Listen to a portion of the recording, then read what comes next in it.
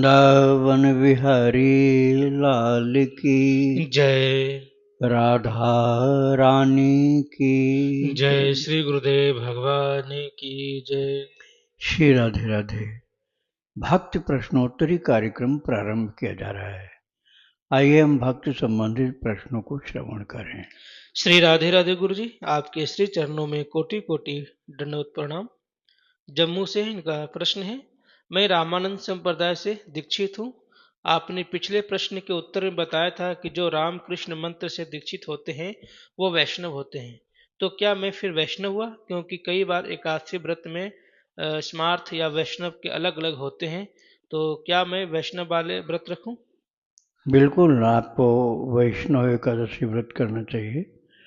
आप रामानंदी वैष्णव संप्रदाय से दीक्षित हैं तो आप वैष्णव हैं, और वैष्णव व्रत ही आपको मानने चाहिए। व्रत का पारण भी, यदि आप निराहार व्रत करें तो पारण का नियम होता है, नहीं तो फलाहार व्रत में पारण का कोई आवश्यक विधान नहीं होता है। स्मार्त न करके वैष्णव वाला व्रत करना चाहिए। राधे राधे। पंजाब से गुरु जी, इनका प्रश्न है, गुरुदेव श्री राधे क्या युगल नाम है? और 1,00,000 जप में श्री राधे 2 गिना जाएगा या 1? श्री राधे युगल में आ जाएगा, उसे उसमें कृष्ण का अलग से नाम नहीं आ रहा है। यदि राधे कृष्ण हो तो ज़्यादा सही है। श्री राधे तो दोनों ही श्री जी का ही नाम हो गया। श्री जी तो राधा रानी का ही नाम श्री भी है और राधे भी उन्हीं का नाम है। तो यदि युगल आपको करना हो तो राधा कृष्ण या राधे कृष्ण राधे श्याम ऐसा होना चाहिए। श्री राधे राधे। इनका दूसरा प्रश्न है, इस्कॉन के किसी भक्त ने बोला राधे नाम अकेला लेने से अपराध लगता है, सिर्फ वृंदावन में व्रजवासियों को अधिकार है बोलने का। कृपालु जी महाराज ने महाराज से बहुत ही महिमा सुनी है राधे नाम की, और राधे नाम ही जपती हूँ, कृपया मार्गदर्शन करें। श्री राधे राधे।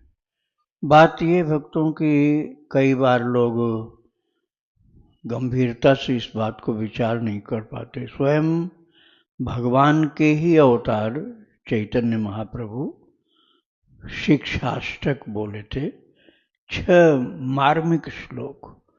उसमें से उन्होंने एक कहा है, नाम नामकारी बहुधा निज सर्वशक्ति तत्रार्पिता नियमितः स्मरणेन काल। नाम के विषय में कहा प्रभु ने, गौरांग महाप्रभु ने नाम के विषय में कहा, नामना मकारी बहुधा, अर्थात प्रभु ने अपने बहुत से नाम प्रकट किए, और निज सर्वशक्ति तत्रार्पिता, और जितने नाम प्रकट किए अनंत नाम, उन सब में अपनी संपूर्ण शक्ति, निज सर्वशक्ति तत्रार्पिता, हर नाम में अपनी संपूर्ण शक्ति डाली बराबर। इसलिए कोई नाम छोटा नहीं, कोई नाम बड़ा नहीं, सब बराबर हैं और सब संपूर्ण शक्ति युक्त हैं। भगवान की सारी शक्ति नाम में वास करती है और सब नाम बराबर हैं, छोटा बड़ा नहीं है। तो उसमें भेद करना ठीक नहीं होता है। इसलिए आप जो भी नाम प्रभु का जपना चाहें, कीर्तन करना चाहें, लिखना चाहें, भाव से आदर के साथ उसको जपिए, लिखिए, कीर्तन करिए। राधे राधे। इनका आखिरी प्रश्न है, लड्डू गोपाल जी के साथ बाल गणेश जी और बाल हनुमान जी इकट्ठे रहते हैं, इकट्ठे सोते हैं, वात्सल्य भाव है, तो मासिक धर्म में लड्डू गोपाल की सेवा के साथ बाल गणेश और हनुमान जी को भी क्या अलग अलग रखना होता है, अलग सुलाना होता है, या उनकी सेवा भी कर सकते हैं? भगवान के भोग में तुलसी जी होती है तो बाल गणेश को भी वही भोग लगा सकते हैं?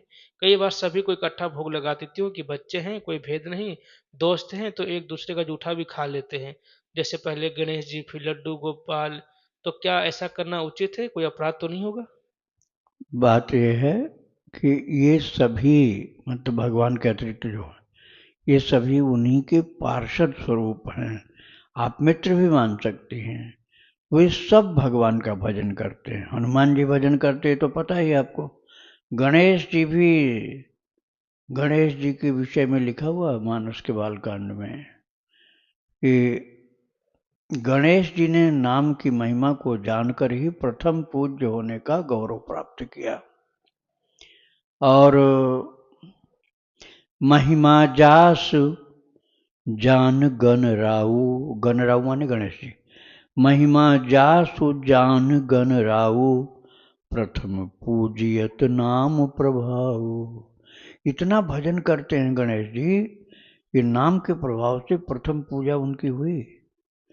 और हनुमान जी भी भजन करते हैं। तो ये सब कन्हैया के भक्त हैं, तो भगवान का प्रसाद तो ये सब पाएंगे। इसलिए भगवान को ही भोग पहले लगाओ, उसके बाद और सब लोग पाएंगे अपने आप। लेकिन हनुमान जी अनंत शक्ति संपन्न अखंड ब्रह्मचारी हैं। उनके पूजा में, सेवा में कोई अशुद्धि ठीक नहीं होती है। जैसे आपका वात्सल्य भाव कन्हैया के लिए वो तो ठीक है, लेकिन हनुमान जी के लिए ये शौचाचार का नियम तो पालन करना पड़ेगा। शरीर जब अशुद्ध हो गया तो हनुमान जी को आप स्पर्श नहीं कर सकते, इतना ध्यान रखना पड़ेगा। किसी बच्चे से करवाना चाहिए उस समय। राधे राधे। सुधा पांडे जी हैं बिहार से। इनका प्रश्न है, मेरे पास 2 तुलसी की माला है, एक पहले का और एक आपसे दीक्षा लेने के बाद वहां से ली थी। तो मैं पहले वाला माला जब कभी बाहर जाती हूँ तो नाम जप करने के लिए ले जाती हूँ और आपका दिया हुआ माला से घर पर ही जपती हूँ, तो क्या इसमें कोई आपत्ति तो नहीं? कोई आपत्ति नहीं, अच्छी बात है, सुरक्षित रखो, लेकिन जप भी करना जरूरी होता है। कई दिन तक उस पर न जप करो, ये उचित नहीं। एक दिन की बात अलग है, तो उसको सुरक्षित ले जा सकते हो, जप उस पर करो। और कभी वो माला नहीं उपलब्ध हो पा रही तब पुरानी वाली से कर लो। राधे राधे। इनका दूसरा प्रश्न है, आज सुबह पूजा करने के बाद पता चला कि मेरी बहन का देहांत हो गया है, तो जो पूजा का सामान मैंने छुआ था वो अशुद्ध हो गया है, तो उससे दोबारा पूजा कर सकती हूँ या नहीं? अरे बहन का देहांत जो हुआ तो उनके मुखाग्नि जिसने दिया या कंधा दिया, उसके लिए सब विचार होता है। यदि आप उनसे थोड़ा अलग रहे हो, दूर रहे हो, तो आपके लिए सब विचार करना आवश्यक नहीं होता। ज़्यादा कर्मकांड भक्ति में नहीं चलता है। भक्ति में तो प्रेम सर्वोपरि है। भगवान की पूजा प्रेम से करो, उससे बढ़िया और कुछ नहीं। तो भगवान के लिए जो भी सामान आपका है कुछ भी अशुद्ध नहीं हुआ। सबसे बड़े तो भगवान है, उनको कौन अशुद्ध कर सकता है और उनके सामान को कौन अशुद्ध कर सकता है। राधे राधे। इनका आखिरी प्रश्न है, गुरुदेव मैं सुबह शाम लड्डू गोपाल को सूखे मेवे और फल का भोग लगाती हूँ, तो क्या मुझे घर का खाने का भी भोग लगाना चाहिए? क्योंकि मेरे घर में यहाँ लहसुन प्याज भी एक ही रसोई में बनता है। और क्या गंगा जल में पानी मिलाकर या पानी में गंगा जल मिलाकर पूजा कर सकते हैं ठाकुर जी का? पूजा तो आप कर सकते हो, जल में मिला करके भी, बिना मिलाए भी कर सकते हो। लेकिन लहसुन प्याज का भोग भगवान को नहीं लगाना चाहिए। इससे अच्छा तो यही है कि जो आप फल मेवे ये सब लगाओ भोग। और जिस चीज़ में लहसुन प्याज नहीं पड़ा हो, जैसे दाल में लहसुन प्याज नहीं पड़ा होगा, या दही में, दूध में, रोटी में, पूड़ी में, इसमें थोड़ा पड़ा हो, सब्जी में ही तो पड़ा होगा। सब्जी का भोग मत लगाओ, और चीज़ का लगाओ। राधे राधे। आशा जी हैं राजस्थान से। इनका प्रश्न है, एकादशी के दिन पेस्ट और दंत मंजन नहीं कर सकते क्योंकि उसमें नमक होता है, तो दांत साफ किससे करें? क्या किसी और से हम कर सकते हैं जिससे हमारा व्रत खंडित ना हो? हाँ, जब आपको इतना ख्याल है तो आप बालू से, जमुना जी की बालू, गंगा जी की बालू से भी कर सकते हो। राधे राधे। इनका दूसरा प्रश्न है, क्या सर्दी में भगवान को चाय का भोग लगा सकते हैं? चाय का भोग तो कभी भी नहीं लगाना चाहिए, लेकिन भाई कई लोग लगाते हैं, इसलिए हम उसमें कड़ाई से नहीं कह पाएंगे। चाय तो अच्छी चीज नहीं होती। चाय के नाम पर बहुत गंदगी लोग खा पी लेते हैं। आप उसकी जगह काली मिर्च है, लौंग है, अदरक है, इसको दूध में उबाल लीजिए। तुलसी जो भगवान के लिए अर्पित की जा चुकी, उस तुलसी को भी ले सकते हैं। और नहीं तो बस अदरक, काली मिर्च, इलायची, लौंग, इसको उबाल करके चीनी डाल दो, दूध में मिला के पी सकते हो। चाय का आविष्कार तो बहुत बाद में हुआ है, ये सनातन चीजें हैं जो मैं बता रहा हूँ। चाय तो अंग्रेजों के ज़माने में आविष्कृत हुई है, और वो भारत में तो था ही नहीं, उन लोगों ने बीमारी लगा दी सबको चाय की। तो चाय जो सात्विक नहीं होता, रजोगुणी होता है, कुछ नशा करता है। यदि चाय नशा न करता होता तो चाय के मरीज क्यों हो जाते लोग?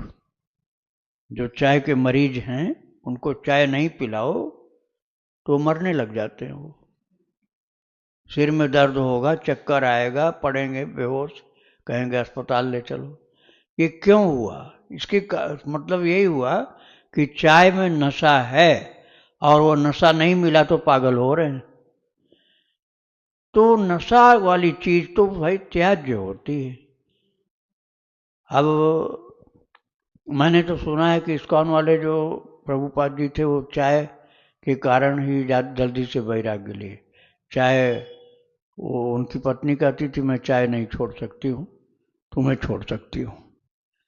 तो ऐसा मैंने सुना है, मैं नहीं जानता कितना सत्य है, लेकिन मैंने ऐसा सुना है। तो चाय है नशा वाली ही चीज, लेकिन कई लोग भाई संत महात्मा भक्त लोग भी पीते हैं, तो मैं उसके लिए विरोध ऐसा नहीं कर पाऊंगा। लेकिन सात्विक तो नहीं है वो। सात्विक चाय यही है कि आप काली मिर्च, तुलसी, अदरक, इलायची, लौंग ये उबाल करके दूध में डाल के पियो। राधे राधे। इनका अगला प्रश्न है, भक्तमाल और गीता जी वाली कंठी धारण करने के गृहस्थ महिला के लिए क्या नियम है? हाँ, इसको कंठ में ही धारण करो, कंठ से नीचे नहीं जाना चाहिए। और आप जब चाहो उतार भी सकते हो, और एक कंठी ऐसी पहनो जिसमें भक्तमाल और गीता जी न हो, उसको मत उतारो। राधे राधे। इनका आखिरी प्रश्न है, जैसे राधा वल्लभ संप्रदाय में निकुंज की प्राप्ति होती है, वैसे क्या रामानंद संप्रदाय में भी होती है क्या? षडाक्षर राम मंत्र से साकेत की प्राप्ति होती है या निकुंज की? मैं पूज्य गुरुदेव और संत भगवान द्वारा बताए गए नियमों की पालन करने का पूरा अभ्यास करती हूँ। देखो भाई, ये भावना पर निश्चित होता है। आपकी भावना यदि होगी तो ये प्राप्त हो जाएगी, निकुंज की प्राप्ति होगी। भावना आपकी उस प्रकार की नहीं होगी तो फिर नहीं होगी। इसलिए भावना प्रधान होती। राधे राधे। प्रीति जी हैं, इनका प्रश्न है, मेरी दादी की डेथ 2009 में हो गई थी। लास्ट कुछ मंथ से वो मेरे स्वप्न में आ रही हैं। एक बार उन्होंने जलेबी खाने की इच्छा जताई थी, तब मैंने जलेबी लाकर कौओं को खिला दी थी, और कुछ दिनों बाद वो दोबारा फिर स्वप्न में आई और खाने के लिए कुछ मांग रही थी। मैंने स्वप्न में ही उन्हें चावल दाल खिलाने लगी, तो उन्होंने दाल चावल के लिए मना कर दिया। ऐसा 2-3 बार स्वप्न में हुआ। अब समझ नहीं आ रहा है कि इससे क्या अर्थ है, इसका क्या अर्थ है और मैं क्या करूं। मुझे यह भी नहीं पता कि उन्हें क्या खाना पसंद है या था। केवल भगवान की पूजा की जाती है। वैष्णव लोगों को पितरों की और पुराने लोगों की, ऐसे घर परिवार के लोगों की पूजा नहीं करनी चाहिए। उनका श्राद्ध तर्पण पिंड का समय जब होता है तब तो आप कर दो, लेकिन हर साल आप मत करो ये। हर साल ये करो कि उस दिन आप भंडारा कर दो अपने सामर्थ्य के अनुसार, और अखंड हरिनाम संकीर्तन कर दो 24 घंटे का। बस इससे बढ़िया और कोई श्राद्ध तर्पण पिंडदान नहीं होता। राधे राधे। इनका दूसरा प्रश्न है, गुरुजी आपने कुछ दिन पहले गोपी गीत के बारे में बताया था कि अगर श्री कृष्ण के प्रति गोपी भाव ना हो तो गीत गोविंद ना गाना चाहिए या किसी को नहीं सुनना चाहिए। मैंने कई बार टीवी पर, यूट्यूब पर गीत गोविंद और गोपी गीत लगा देती थी, तो क्या मुझे इससे कोई अपराध हुआ है? अगर हाँ तो अब क्या करूं मैं? देखो, माताओं के लिए निषेध नहीं है, निषेध पुरुषों के लिए है, वो भी गोपी गीत का नहीं है, गीत गोविंद का निषेध है। गोपी गीत में तो करुण पुकार गोपियों ने की है, भगवान को पुकारा है, मिलने के लिए प्रार्थना की है। और गीत गोविंद में लीलाएं हैं, माधुर्य भाव की लीलाएं हैं, जो गुप्त लीलाएं हैं, खुला उनका करना अच्छा नहीं होता। तो पुरुषों के लिए वर्जित है, माताओं के लिए वर्जित नहीं है। हाँ, उसका अर्थ यदि आपको पढ़ना हो तो किसी के सामने नहीं पढ़ो, अकेले में पढ़ना चाहिए। श्री राधे राधे। जयपाल सिंह जी केरल से, इनका प्रश्न है, महाराज जी, दीक्षा प्राप्त जनों के लिए तिलक स्वरूप के क्या नियम हैं? जैसे बिना नहाए तिलक धारण कर सकते हैं, रात्रि विश्राम के समय तिलक लगाया हुआ ही रखते हैं या नहीं? और माता पिता दोनों को भी दीक्षा मिली हो तो उनके बच्चों को तिलक लगाने का अधिकार है क्या? और कृपया इस दास पर कृपा करें। तिलक तो सभी को लगाना चाहिए, भले ही अपनी पसंद का लगाओ, लेकिन दीक्षा लेने के बाद जो गुरुदेव का तिलक है वही आपका तिलक होगा। गुरुदेव ने जो तिलक धारण किया वही तिलक आपका होगा दीक्षा लेने के बाद। पहले तो चाहे आप एक बिंदी लगा लो या लगा लो ऊर्ध्व एक टीका सा लगा लो, श्री जी का स्वरूप लगा लो, लेकिन जब दीक्षा आपने ले लिया तो गुरुदेव जैसा तिलक लगाते हैं वैसे ही लगाना, बिना नहाए नहीं लगाना चाहिए, स्नान करके लगाना चाहिए। और जितनी बार स्नान करो उतनी बार लगाने का नियम होता है। ये जितना नहीं कर सकते हो तो कम से कम सुबह तो एक बार जरूर लगाओ। श्री राधे राधे। वंदना जी हैं दिल्ली से, इनका प्रश्न है, मुझे बचपन में बहुत कम उम्र में दीक्षा प्राप्त हुई, पर मुझे गुरु मंत्र याद नहीं है, उसका ज्ञान नहीं था। गुरुदेव जी अंतर्धान हो गए, ऐसे में मुझे क्या करना चाहिए? अन्य गुरु की शरण में जाना चाहिए या नहीं? और कौन सा मंत्र जप करना चाहिए? कृपया मार्गदर्शन करें। मंत्र तो हम माइक पर नहीं बताएंगे आपको, भगवान का नाम खूब जप करो। और यदि आपको मंत्र जपना है, क्योंकि आपको मंत्र याद नहीं जो दीक्षा में आपको मिला था, तो आप दीक्षा ले सकते हैं। और वो मंत्र वैष्णव मंत्र, भगवान का मंत्र हो, किसी किताब से मंत्र नहीं लेकर जपने लग जाना, किसी महान भगवत भक्त संत से दीक्षा लेकर के मंत्र का जप करना। आप दीक्षा किसी संत भक्त से ही लीजिए, बिना भक्ति वाले से दीक्षा नहीं, न किताब से दीक्षा लेनी चाहिए। राधे राधे। गुरुदेव, 15 दिसंबर की प्रश्नोत्तरी में भ्रूण हत्या के बारे में आपने बताया था। गुरुदेव, अगर अज्ञानवश सत्संग न मिलने से और अपने कुविचारों में आकर अगर किसी स्त्री से यह पाप हो जाए, अब उसका प्रायश्चित कैसे करें? जबकि अब इस बात का ज्ञान भी हो जाए और मन में पश्चाताप भी हो, पर क्योंकि आध्यात्मिक ज्ञान नहीं होने से गलत किया, तो अब क्या करें गुरुदेव? भागवत कथा पाठ, भगवत गीता, रामायण जी, हरिवंश पुराण जी को सच्चे हृदय से पठन करने से क्या इस पाप से मुक्ति मिल जाएगी?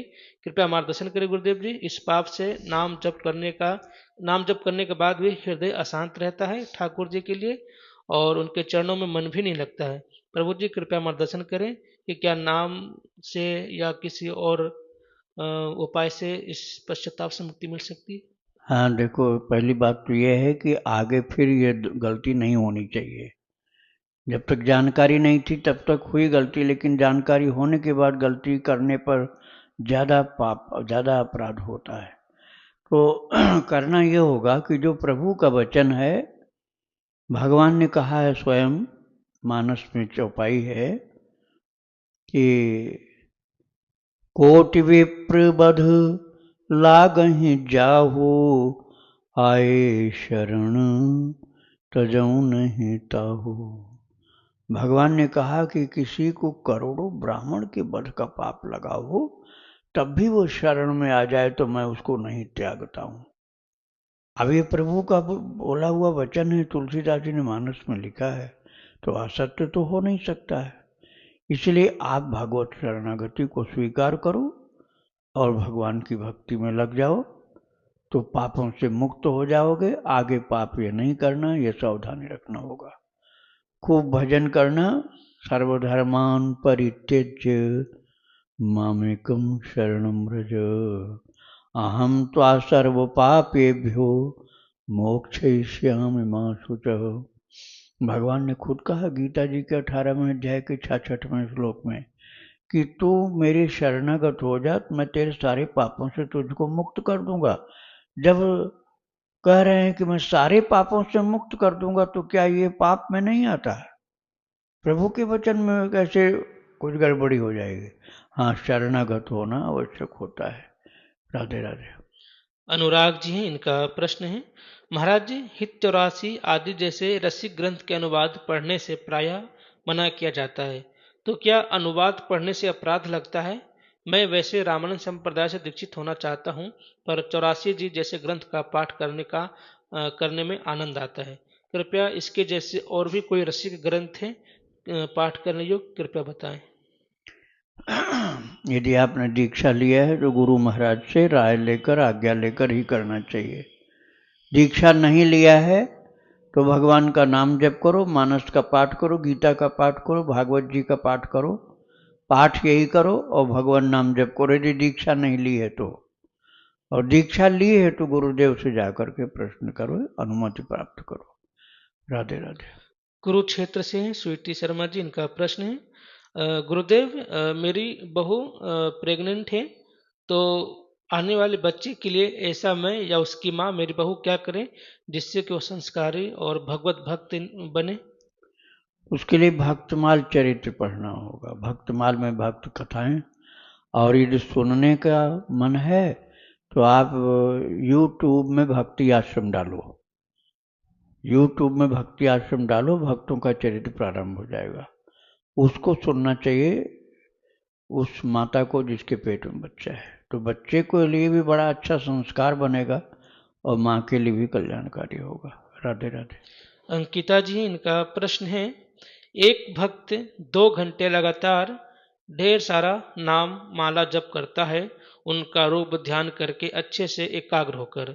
दूसरा भक्त उन्हीं 2 घंटों में अपने प्रभु के साथ लगातार रोकर पुकार रहा है, उनसे मिलने की जानबूझकर मिलने के लिए बातें करता रहता है, जानबूझकर नहीं बल्कि सच में दिल से मरा जा रहा है। दोनों ही दिल से जुड़े हुए हैं, प्रभु से जुड़े हुए हैं, तो कौन सा भजन ज़्यादा अच्छा है इनमें से? एकाग्र होकर के कंटिन्यू माला जप, नाम जप करना, या रो रो करके ठाकुर जी से बातें करते रहना? भाई ये पैमाना नहीं होता। आपको कहा जाए कि बादाम का हलवा खाओ और आपको पीलिया की बीमारी है और इंडाइजेशन है, पेट खराब है, बादाम का हलवा और मार देगा तुमको। अच्छा तो है वो, लेकिन वो तुम्हारी जठराग्नि की कमजोरी के कारण वो तुम्हारे लिए शत्रु बन जाएगा। अभी कोई अच्छा हाजमा वाला हो, उसके लिए पौष्टिक पदार्थ दिया जाए, उसके लिए फायदा करेगा। और जिसका पेट खराब है उसको पौष्टिक पदार्थ दे दोगे तो और जहर का काम करेगा। ऐसे ही पात्र भेद से है। जो घोर पापी है उसके लिए भगवान नाम जप ही सर्वोत्तम होता है, और जिसके अंदर भाव है उसके लिए भगवान से प्रार्थना करना, अश्रु प्रवाहित होना उसके लिए कल्याणकारी है। राधे राधे। भास्कर जी, इनका प्रश्न है, भगवान श्री कृष्ण को सुदर्शन चक्र कब और कैसे मिला महाराज जी? सुदर्शन चक्र भगवान का निजी चीज है, कहीं से मिलने की जरूरत थोड़े होती है। भगवान की अपनी वस्तु भगवान के पास रहेगी, चाहे कभी भी अवतार लें। उनको कोई देने वाला नहीं, वो खुद दूसरों को देते हैं। सबसे बड़े दाता हैं, उनकी अपनी वस्तु है वो। ये भ्रम पहले मन से हटाओ कि कोई उनको दिया होगा। दिया नहीं होगा, वो सबको देते हैं, वही सबसे बड़े दाता है।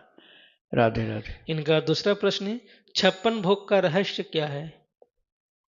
56 भोग उस समय प्रचलित था जब गोवर्धन जी का पूजन शुरू हुआ था, लेकिन बहुत से भक्तों ने 56 की संख्या को उसी समय पार कर लिया और 56 की जगह सैकड़ों भोग लगाए। अब भी ऐसा होता है, लेकिन वो संख्या ज़्यादा प्रसिद्ध हो गई तो संतों की उस बात को स्वीकार कर लिया गया। राधे राधे।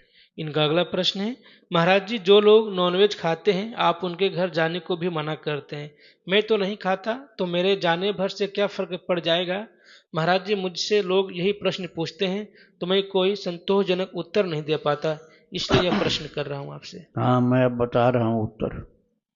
आप शराब की दुकान पर जाकर बैठा करो, फिर देखो तुम्हारे घर के लोग और रिश्तेदार लोग क्या कहेंगे तुम्हें।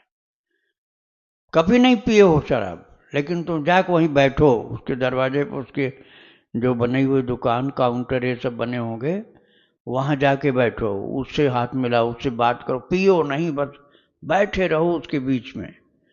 घर के लोग तुमको डांट फटकार करके बहुत ही ज्यादा गंदे शब्दों में डांटेंगे, फटकारेंगे, पागल हो गया क्यों, कहाँ बैठता है। और देखने वाला कहेगा कि शराबी है।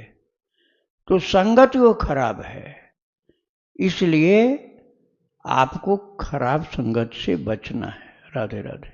इनका अगला प्रश्न है, गुरु मंत्रों या नाम में शक्ति ऋषि मुनियों ने डाली है अथवा इस शक्ति की उत्पत्ति का रहस्य क्या है? निज सर्वशक्ति तत्रार्पिता, अभी मैंने बताया था। श्री चैतन्य महाप्रभु ने कहा है, निज सर्वशक्ति तत्रार्पिता, अपनी संपूर्ण शक्ति को हर नाम में भगवान ने डाला है। दूसरा कौन डालने आएगा भगवान के नाम में शक्ति? निज सर्वशक्ति तत्रार्पिता, अपनी संपूर्ण शक्ति हर नाम में भगवान ने बराबर, सारी शक्ति अर्थात कम ज्यादा नहीं। ये प्रभु का नाम रूप लीला धाम भगवान की शक्ति से सब संपन्न है, शक्ति संपन्न है। राधे राधे। इनका आखिरी प्रश्न है, महाराज जी राम नाम में शक्ति है यह सब जगह लिखा है और संतों द्वारा अनुभव में भी आती है, लेकिन महाराज जी राम नाम में ये शक्ति आई कैसे? मैं राम नाम की महिमा नहीं पूछ रहा, वो तो सर्वविदित है, मुझे इसके पीछे का जो रहस्य वो जानना है। आग में शक्ति कहाँ से आई? आग कैसे जलाती है? आग में कहाँ से शक्ति आई बताओ? बर्फ में शीतलता कहाँ से आई? बर्फ में शीतलता किसी ने डाली है कहीं से? आग में गर्मी किसी ने डाली है क्या? इसी प्रकार से नाम में वस्तुगत गुण है, पाप नाशने की, ज्ञान देने की, भक्ति देने की, सब प्रकार की शक्ति स्वयं ही वस्तुगत है। जैसे आग में गर्मी है, बर्फ में शीतलता है, ऐसे नाम में परम पावनता है। राधे राधे। ज्योति जी हैं, इनका प्रश्न है, गुरुदेव मैं स्त्री शरीर में और गृहस्थ में हूँ, चाहते हुए भी नियम के साथ शुद्ध भक्ति नहीं कर पा रही हूँ। मेरी आंतरिक इच्छा है कि अगले जन्म में मैं पुरुष साधक बनूं, अपने आराध्य के लिए तड़पूं, रोऊं और तीव्र भक्ति करते हुए उनका दर्शन पाऊं। क्या अगले जन्म के लिए यह इच्छा रखना उचित है? क्या भगवान ऐसी इच्छा पूरी करेंगे? इस जन्म में घर गृहस्थी के जंजालों में ऐसा असंभव लगता है। तो आपने समझा है कि पुरुष सब बहुत अच्छे होते हैं और स्त्रियां खराब होती हैं। ये समझ ही गलत हो गई। अरे कितनी स्त्रियां हैं जो महान भगवत भक्त हैं और महान संत हैं, बहुत परम पवित्र हैं, भगवान उनके साथ खेलते हैं। और कितने पुरुष ऐसे हैं कि जो महागंदगी के ढेर हैं। तो ये मत सोचो कि पुरुष बनेंगे तब अच्छा होगा या स्त्री बनेगी तब अच्छा होगा। इसमें से कोई भी अच्छा या बुरा नहीं, भगवान की भक्ति अच्छी है। जो भक्ति में लग जाए वही अच्छा हो गया, जो भक्ति के विरुद्ध है वो खराब हो गया। तो आप इस विषय में भगवान से कुछ नहीं कहो, वो अपने आप जो करना उचित समझेंगे करेंगे। श्री राधे राधे। शायद गुरु जी इनका कहने का मत है ना कि जैसे स्त्रियों पे बहुत ज्यादा रोक टोक होता है, स्त्रियों पे बहुत बंधन होती है और पुरुष में स्वतंत्रता होती है कुछ भी करने हाँ की। ठीक है, शायद इस विषय में बात, ये सिद्धांत की बात बताते हैं हम आपको। जैसे आपको लगता है कि बहुत बंधन होते हैं स्त्रियों को, पुरुषों को नहीं होते हैं। चलो ये मान्यता समाज के देखते हुए आपने सोचा होगा, लेकिन ये तब होता है खत्म जब आप अपने को स्त्री मानना भूल जाए। जब तक आपके मन में रहेगा कि आप स्त्री हैं, तब तक घोड़ा की जगह घोड़ी बनना पड़ेगा, मतलब फीमेल ही होना पड़ेगा। आपको गाय ही बनना पड़ेगा, सांड नहीं बन पाओगे। यदि आपके मन से पुरुष शरीर या स्त्री शरीर का जो अभिमान है वो बंधन खत्म हुआ, तभी वो हो सकता है। आपने अपने को स्त्री समझा है तो स्त्रीलिंग वाला ही शरीर मिलेगा। जैसे गाय बनना पड़ेगा, जैसे मैंने अभी बताया आपको। तो ये शरीर का भेद यदि किसी का छूट जाए तभी वो इस बंधन से मुक्त होता है। राधे राधे। वृंदावन बिहारी लाल की जय। राधा रानी की जय। श्री गुरुदेव भगवान की जय। श्री राधे राधे।